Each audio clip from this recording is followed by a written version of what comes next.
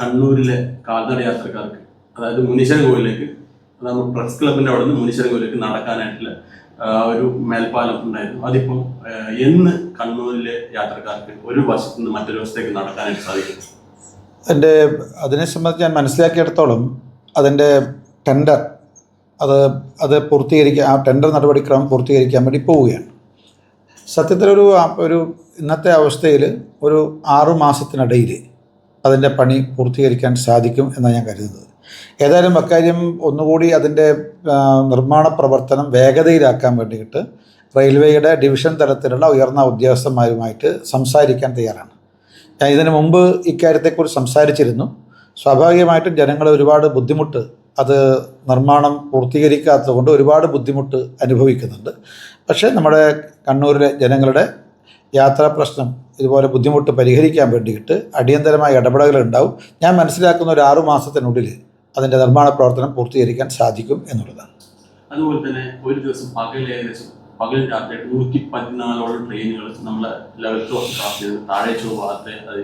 അപ്പോൾ അവിടെ 3 minute gate അടക്കുകയും തുറക്കുകയും ചെയ്യണം. അപ്പോൾ ആ ഒരു താഴേച്ചുവയിലെ ഗതാഗതക്കുരുക്ക് മൂലം ഇത് മേലേച്ചുവ കാൽടെക്സ് വരെ ഇന്നലെ രാത്രികളൊക്കെ ഉണ്ടായിരുന്നു. അപ്പോൾ അതിനൊരു പരിഹാരം റെയിൽവേയും അതുപോലെ തന്നെ കേരള സർക്കാരും കൂടി ചേർന്ന് എടുക്കാൻ തീരുമാനിച്ചു.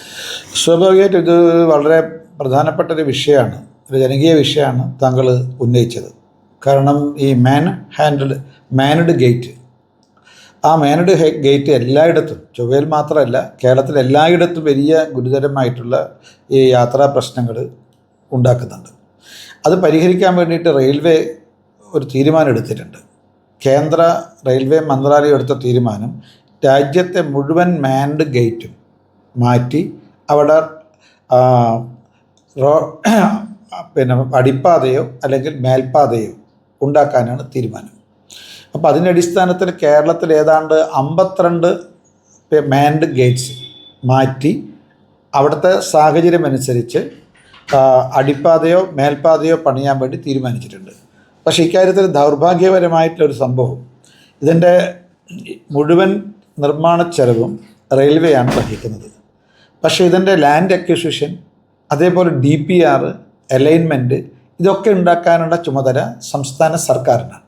പക്ഷേ സ്വന്തം പണം ചെലവഴിച്ച് നമ്മുടെ മാൻഡ് ഗേറ്റ് മാറ്റി മേൽപ്പാതയോ അടിപ്പാതയോ നിർമ്മിക്കാൻ ഇന്ത്യൻ റെയിൽവേ തീരുമാനിച്ചെങ്കിലും ഈ അലൈൻമെൻറ്റ്, DPR, ലാൻഡ് അക്വിസിഷൻ, ഈ നടപടിക്രമങ്ങൾ പൂർത്തിയാക്കാൻ നമ്മുടെ സംസ്ഥാന ഗവൺമെൻറ് തയ്യാറാകുന്നില്ല.